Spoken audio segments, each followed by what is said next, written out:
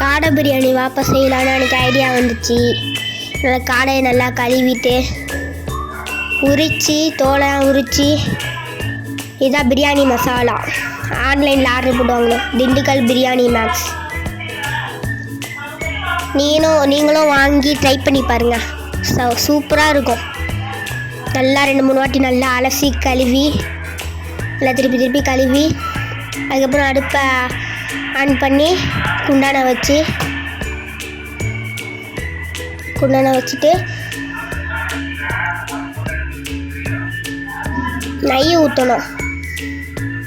உங்கள் இஷ்டம், உங்களுக்கு எவ்வளோ வேணுமோ அவ்வளோ ஊற்றுங்க. பிரிக்கவே முடியல நெய்யை.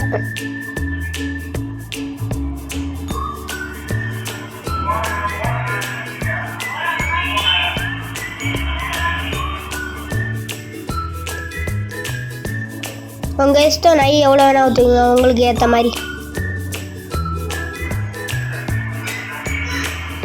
நாங்கள் எங்களுக்கு ஏற்ற மாதிரி நெய் ஊற்றிக்கிட்டாச்சு.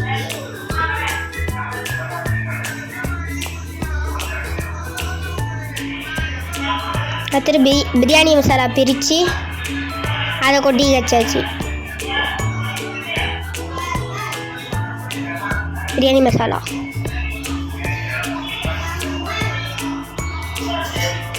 அதை கொட்டிட்டு கலக்கிட்டே இருந்தோம். ரொம்ப நேரம் கலக்கிட்டே இருக்கணும். கலக்கிட்டே இருந்து 2 பச்சை மிளகா போடணும். அப்படியே முழுசாக போடணும், வெட்டாமல் போட்டு அதையும் கலக்கணும். நல்லா கலக்கிட்டே இருக்கணும் ரொம்ப நேரம். நான் கலக்கிட்டே இருந்தேன். அடுத்து கறியை போடணும். காடை பிரியாணி தான் இது. காடையை போட்டு நல்லா கலக்கணும். எல்லா காடையும் போடணும்.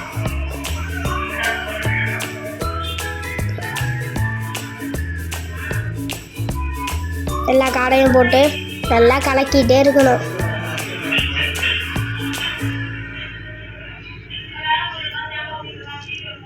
நல்லா கலக்கிட்டே இருக்கணும். சாப்பிடும்போது உங்களுக்கு வீடியோ எடுத்து ஷார்ட்ஸில் அப்லோட் பண்ணுறேன். இது வீடியோவாக போடுறேன். டைம் அதிகமாக ஆகிட்டு 6 நிமிஷம். தயிர் ஊற்றிக்கணும். உங்கள் ஏற்ற தயிர் ஊற்றிக்கோங்க. உங்களுக்கு ஏற்ற தயிர் நல்லா ஊற்றி கலக்கிக்கிட்டே இருக்கணும். நல்லா கலக்கிக்கிட்டே இருக்கணும். கிண்டிக்கிட்டே இருக்கணும். போக ரெட் கலரில் வந்துடும். கிண்டிக்கிட்டே இருக்கணும். நல்லா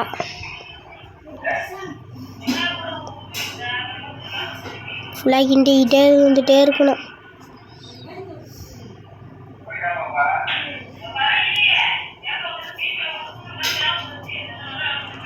அது தண்ணி ஊற்றணும். உங்களுக்கு தேவையான அளவு தண்ணி ஊற்றிக்கோங்க. தண்ணி ஊற்றி நல்லா கலக்கணும்.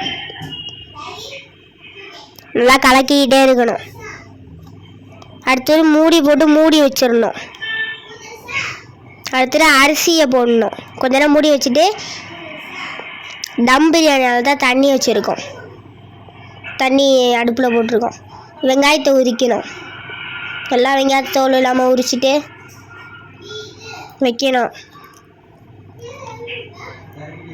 மொத்தமாக 3 வெங்காயம் நினைக்கிறேன். 3 வெங்காயம் மொத்தமாக நல்லா பொரிசாக வெட்டிக்கணும். ரொம்ப பொரிசாக வெட்டிடாதீங்க, ஓரளவு பொரிசாக வெட்டிக்கணும். தயிர் பச்சடிக்கு தான்.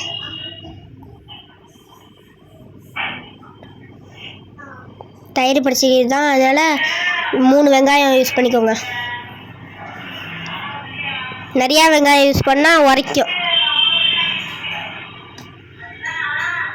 3 வெங்காயத்தையும் வெட்டிட்டு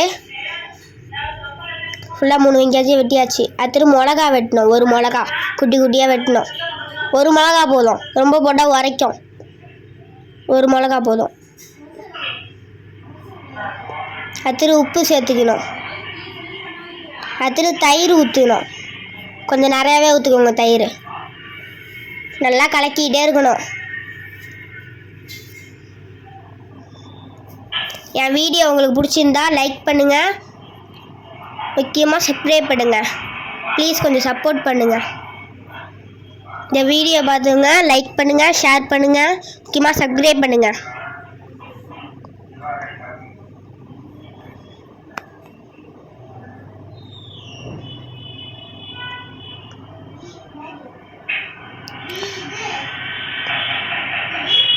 கொத்தமிளகா கழுவிட்டு கறியை எடுத்து வச்சுட்டோம். இங்கே சும்மா கழுவிட்டு இருக்காஹா.